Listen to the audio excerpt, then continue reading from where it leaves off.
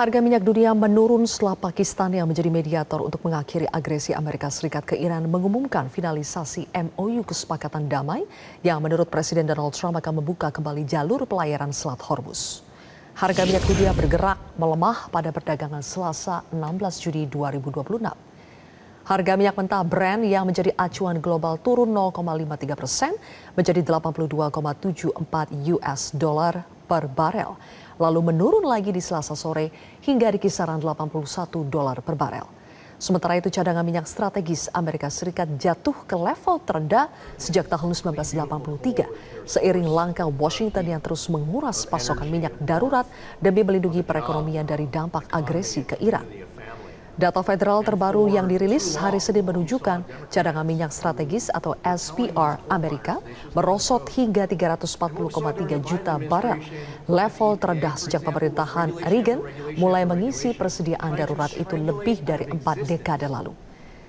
Setelah melepaskan 180 juta barel pada 2022 menyusul perang Ukraina, pada bulan Maret, pemerintahan Trump mengumumkan akan melepaskan tambahan 172 juta barel selama 120 hari untuk mengurangi dampak agresi ke Iran. Selama kampanyenya tahun 2022, Trump mengkritik pendahulunya Joe Biden karena menguras cadangan darurat. Namun sekarang Trump justru mengurangi persediaan tersebut dengan kecepatan yang bahkan lebih tinggi dari era Joe Biden.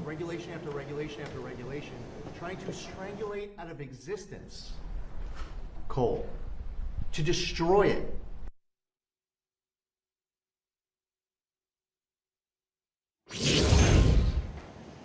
Pemirsa, apakah kesepakatan damai Amerika Serikat Iran akan membuat tren harga minyak dunia semakin menurun? Dan akankah kesepakatan damai tersebut berlangsung permanen? Serta Amerika Serikat Zionis Israel tidak akan kembali menyerang Iran. Sudah bergabung Din Atas Pertahanan RI di Iran periode 2009 hingga 2012, Majen TNI Purnawirawan Budi Pramono, dan juga Direktur Eksekutif KOR Indonesia Muhammad Faisal. Selamat malam Pak Budi, Mas Faisal. Selamat malam, Mbak. Apa kabar, Mbak? Kabar baik. Pak Budi, kita belum mendapatkan informasi utuh soal poin-poin lengkap kesepakatan awal Amerika-Iran, namun dipastikan pencabutan blokade Selat Hormuz, penarikan pasukan militer Amerika dari sekitar perairan Hormuz, kemudian penghentian agresi secara total termasuk wilayah Libanon sampai ganti rugi dampak agresi masuk dalam poin-poin pembahasan dalam kesepakatan awal. Apakah artinya Iran menang telak atas Amerika Serikat, Prof? Ya Mbak, terima kasih Mbak. I don't think so. Nah, ini bukan berarti Iran menang telak. Kenapa? Kita tidak bisa mengartikan bahwa secara konvensional Iran menang telak. Tidak ada cerita seperti itu. Yang ada adalah kemenangan diplomatik strategis yang terbatas. Kenapa demikian? Karena apapun yang terjadi, ini Iran bukan berarti menghancurkan airstrike-nya Amerika, bukan berarti menghancurkan naval strike-nya Amerika, bukan berarti menghancurkan rudal dan drone-nya Amerika, tapi Iran membawa Amerika sedemikian rupa sehingga bisa memasukkan ke meja perundingan tentang kekuatan proksi Iran. Iran juga bisa membawa Hormuz dengan perhitungan-perhitungan yang menguntungkan Iran tentunya dalam ini ke meja negosiasi. Dan juga Iran bisa membawa bagaimana agar proksi-proksi yang tetap lekat dan dibantu oleh Iran ini juga mengalami perundingan-perundingan atau negosiasi yang ketat sedemikian rupa sehingga bisa dikonklusikan bahwa semua keinginan Iran ini bisa masuk dalam negosiasi. Namun demikian sekali lagi saya sampaikan bahwa ini bukan berarti Iran menang secara konvensional, tapi diplomatically, strategically Iran di atas angin karena apa-apa yang diinginkan oleh Iran, Amerika dalam hal ini reluctant dan kemungkinan akan mengiyakan apa yang diinginkan Iran. Itu Mbak menurut saya. Oke, Prof Budi, tapi menurut Anda apa faktor utama atau push factor yang akhirnya membuat Amerika Serikat memfasilitasi poin-poin krusial yang diminta oleh Iran? Iya, Amerika pastinya harus mengikuti hal tersebut karena dalam hal ini kita sadar Mbak bahwa Amerika itu sadar bahwa perang panjang yang terjadi ini justru akan merugikan, membebani Amerika. Beban-beban Amerika ini kita lihat dalam beberapa dimensi kalau menurut saya. Katakanlah misalnya dimensi militer yang pertama. Dimensi militer tentunya Amerika akan berpikir ulang, ini very costly warfare, terutama menjaga Hormuz ini adalah perang mahal dan perang membahayakan. Kemudian kalau kita lihat dari dimensi domestik politik, kita tahu bahwa bagaimana orang-orang yang mendukung Trump ini dari 62 bisa 61%, bisa turun jadi 52%. Kemudian dari dimensi energi, energi ini kan naik turunnya jadi sangat drastis ketika ada isu bahwa Amerika ada deal dengan Teheran. Tentunya terutama di G7 semua pemimpin-pemimpin negara merespon dengan baik, dan ini akan membawa energi dunia global semakin bagus. Nah, kemudian kalau menurut saya yang tidak kalah pentingnya adalah dimensi sekutu dalam hal ini. Kenapa demikian? Dengan adanya Amerika juga mengiyakan apa yang diinginkan Iran, kemudian tadi saya bilang perang tidak berkepanjangan. Dalam hal ini bukan berarti Amerika akan meninggalkan negara-negara teluk yang merupakan sekutu dia. Dia tidak akan meninggalkan bagaimana politik kekuatan dia yang ada di Asia. Dia tidak akan juga meninggalkan bagaimana sekutu-sekutunya dia, baik India, Eropa yang selama ini menginginkan agar energi akibat Selat Hormuz ini terbuka dan tertutup, sehingga energinya jadi fluktuatif. Nah, inilah Mbak kira-kira yang membuat Amerika, dalam hal ini Trump, sangat tertekan, dan tekanan-tekanan ini tentunya membuat Trump tidak ada pilihan kecuali mengiyakan apa-apa yang diinginkan oleh Iran, karena tekanan-tekanan tersebut menurut saya. Baik, Mas Faisal, apakah menurut Anda Trump terpaksa memilih damai dengan Iran karena merosotnya cadangan minyak strategis Amerika Serikat hingga ke level terendah sejak tahun 1983? Apakah Anda melihat ini sebagai push factor utama Trump untuk mengakhiri agresi? Itu saya pikir sebagai salah satu yang utama, betul. Apalagi kalau kita melihat dari timing ya. Karena pada saat yang sama jangan lupa juga bahwa Trump ini menghadapi momen yang sangat penting nanti di bulan November, yaitu adalah midterm election, yang tentu saja kondisi domestik itu sebetulnya juga menjadi pertimbangan utama Trump untuk mengambil keputusan sedapat mungkin supaya perdamaian ini dicapai, negosiasi ini mencapai kata damai ya, peacemaking, untuk supaya kondisi domestik di Amerika itu lebih stabil, yang salah satunya disebabkan oleh fluktuasi daripada harga minyak dan juga cadangan harga minyak yang semakin menurun. Nah, saya pikir itu yang terutama, dan ini tentu saja tidak lepas dari supply dan demand ya dari minyak ya. Nah, yang kemudian berdampak terhadap ekonomi domestik di Amerika. Tapi saya juga melihat bahwa selain realita atau fakta daripada supply dan demand yang disebabkan oleh terhambatnya jalur minyak di Selat Hormuz, faktor sentimen ya, faktor sentimen, faktor psikologis ini juga bermain ya dalam menentukan atau mendrive harga minyak. Karena seperti kita tahu dengan kesepakatan damai saja harga minyak itu bisa turun. Walaupun secara fakta itu kan tidak lantas kemudian supply-nya langsung bisa meningkat secara signifikan ya. Jadi kalau fakta itu dari supply dan demand secara fakta itu dia berubah. Nah, tapi ini belum sampai faktanya, baru kesepakatan damai saja kecepatan daripada penurunan harga minyak itu relatif sangat cepat daripada yang diperkirakan ya. Dan ini juga kita lihat terutama pada saat awal konflik di awal Maret, di mana pada saat itu juga sama. Jadi harga minyak itu mengalami peningkatan lebih cepat, sangat cepat sekali, bahkan kalau saya lihat lebih cepat dibandingkan ketika awal perang Rusia Ukraina gitu ya. Jadi faktor sentimen juga sangat berpengaruh. Oleh karena itu makanya kesepakatan damai ini salah satu upaya yang penting bagi Trump untuk menjaga harga minyak lebih rendah, dan juga tentu saja stabilitas domestik ekonomi Amerika.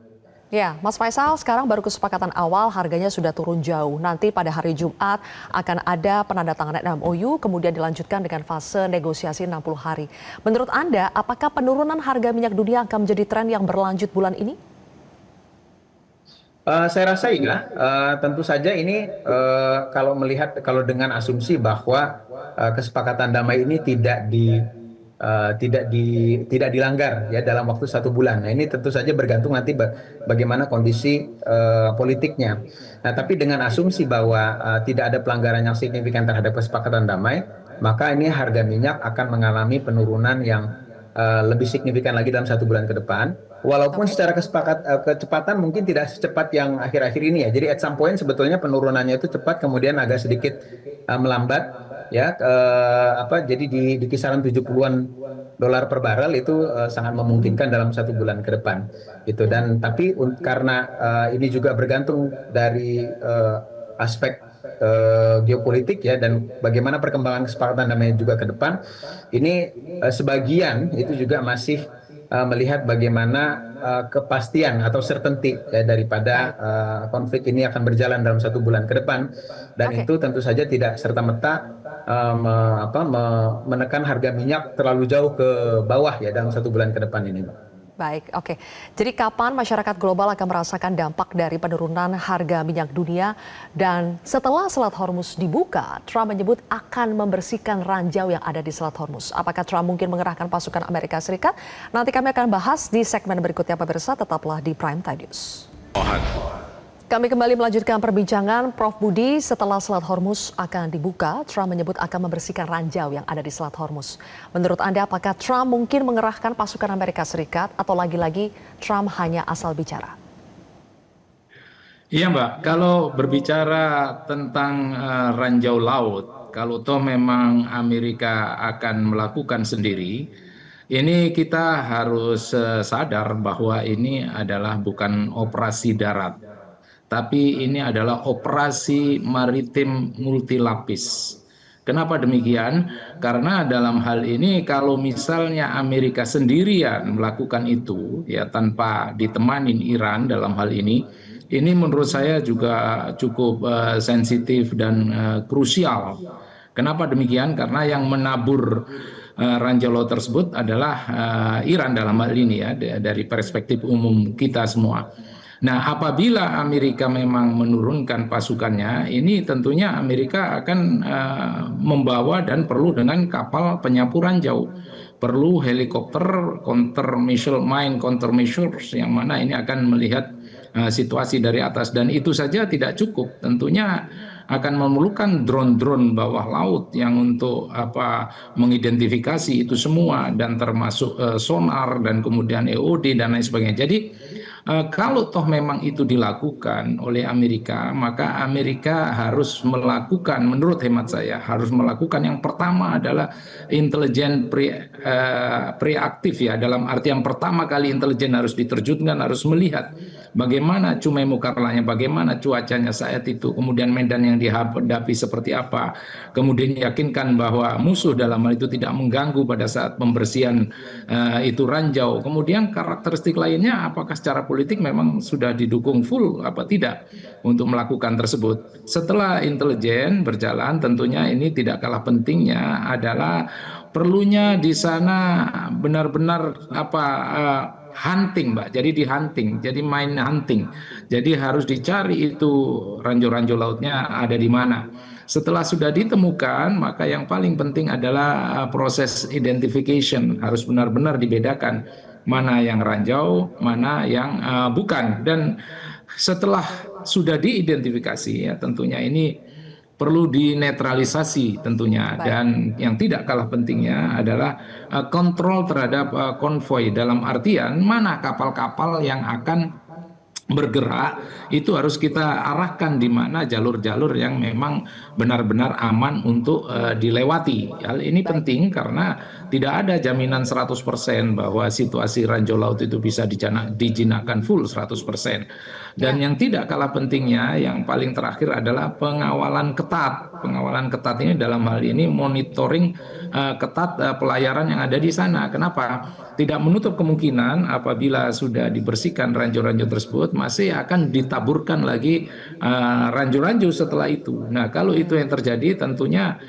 kita yang mau membangun trust bahwa ini adalah passage ya, naval passage ini adalah lautan bebas internasional, siapapun bisa melewati di sana.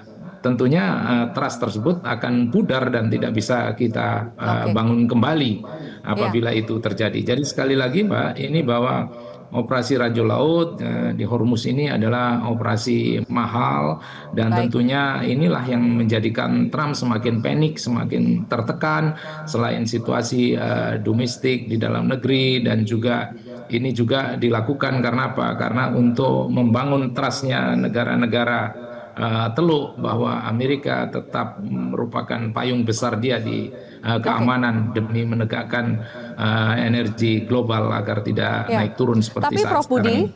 Prof Budi, menurut Anda apakah otoritas Iran akan mengizinkan kapal-kapal atau pasukan Amerika masuk untuk mencari mine hunting dari ranjau tersebut? Karena kan selama ini justru yang kita sadari selama 3 bulan agresi, justru Selat Hormuz menjadi weaponized ya bagi Iran, menjadi senjata bagi Iran. Jadi apakah mungkin hunting ranjau itu bisa dilakukan oleh Amerika?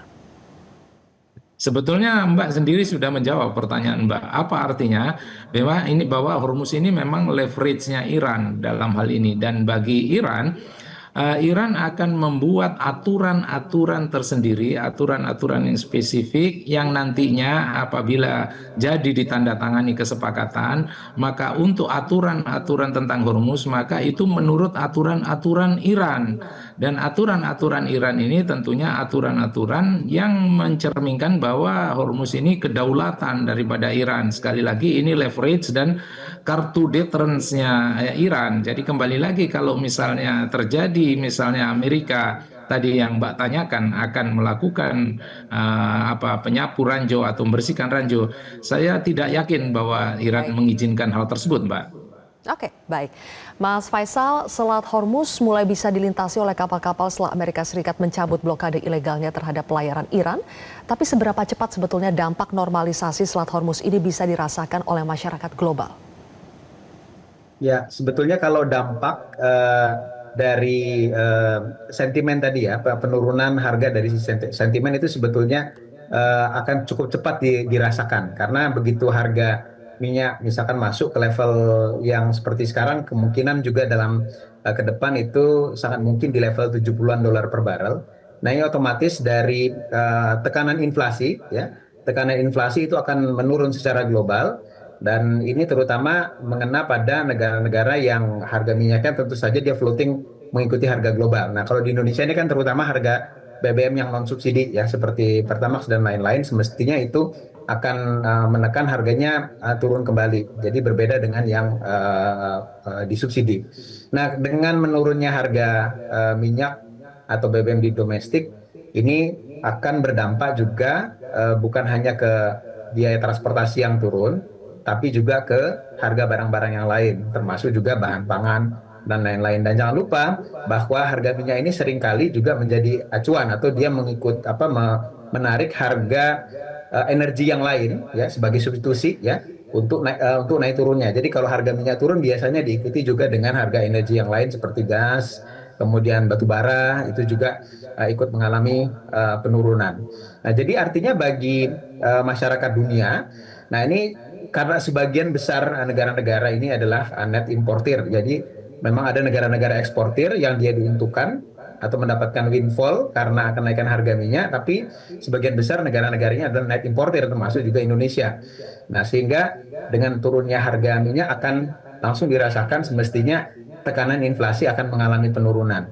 Selain inflasi juga adalah dari sisi fiskal ya, karena yang mengalami tekanan sekarang bukan hanya inflasi di level ekonomi masyarakat secara keseluruhan, tapi juga di anggaran pemerintah yang mengalami peningkatan, terutama negara-negara yang memberikan subsidi terhadap minyak seperti Indonesia yang memberikan subsidi untuk solar dan juga pertalite.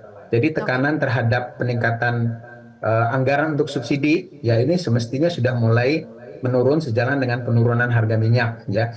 Apalagi pada saat yang sama juga kalau kita melihat dari pergerakan nilai tukar rupiah itu juga sama-sama sekarang menguat dan menguatnya agak cukup cepat menurut saya. Ya, jadi Oke. dua faktor ini merupakan faktor utama yang juga nanti akan menentukan menurunnya tekanan fiskal dari sisi subsidi. Nah, Oke. tapi dampak yang lebih mungkin akan lebih jauh dirasakan itu adalah terhadap stok harga stok minyak tentu saja ya. Nah, jadi tadi faktor harga satu hal, tapi yang di sisi lain juga adalah Baik. bagaimana stok minyak di masing-masing negara yang itu tidak akan, saya pikir akan perlu waktu ya untuk bisa kembali Ya. mengalami peningkatan, termasuk tadi penipisan cadangan minyak yang ada di Amerika itu. Oke, singkat Mas Faisal, karena kita masih menunggu sampai betul-betul kesepahaman atau nota kesepahaman antara Amerika Serikat Iran diteken, dan itu pun masih rentan terjadi gangguan-gangguan maupun pelanggaran kesepakatan. Apakah itu artinya pemerintah belum bisa betul-betul membaca tren penurunan ini sebagai suatu sikap untuk menyelaraskan kebijakan di dalam negeri?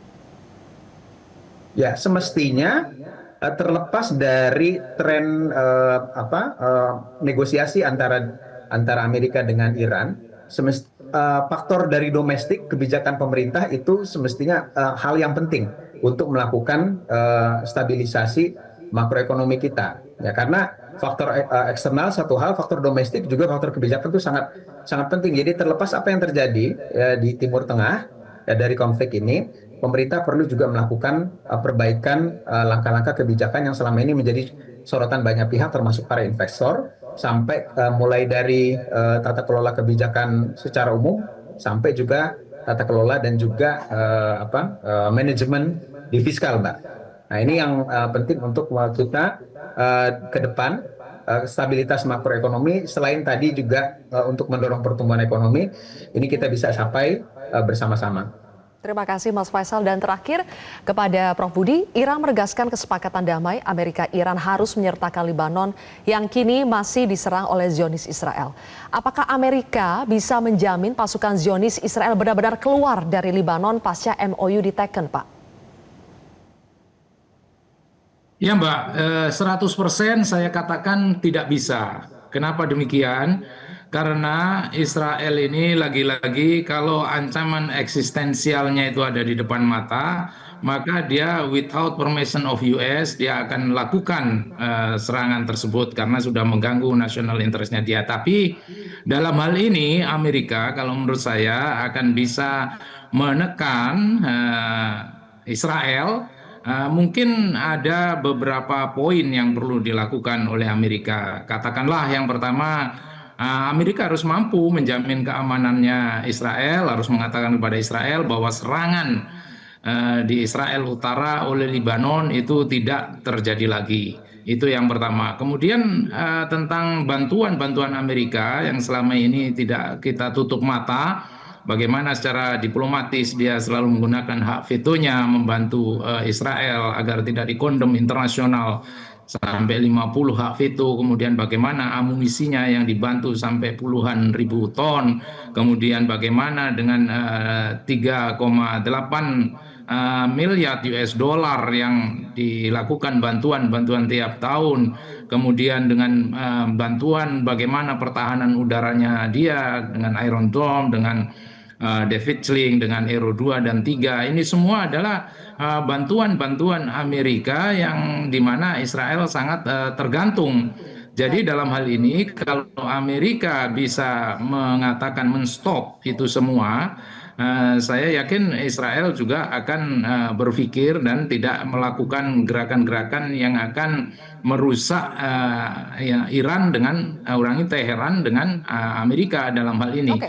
Makanya Amerika harus menyarankan jangan sekali-kali menggunakan serangan preemptif secara besar-besaran ke Lebanon, ke Hizbullah pada saat ini gencatan senjata Amerika dengan Teheran sedang berdamai. Tapi lakukanlah defensif, jangan sampai preemptif, karena hal tersebut akan merusak perundingan yang akan dicapai di waktu kemudian oleh Amerika Baik. dan Teheran. Jadi ada beberapa hal yang kiranya masih ada celah-celah di mana Amerika bisa menstop, menekan Israel sedemikian rupa sehingga Israel tidak Oke. seperti pebble on one shoes, tidak ada kerikil di dalam sepatu. Namun sekali lagi saya tekankan Mbak Sylvia, 100% tidak bisa dikatakan Amerika bisa menahan Israel karena Israel sendiri punya national interest yang dia ingin capai. Gitu Mbak kalau Oke, menurut saya. baik. Prof. Budi Pramono dan juga Mas Muhammad Faisal, terima kasih atas pandangannya di Prime Time News hari ini.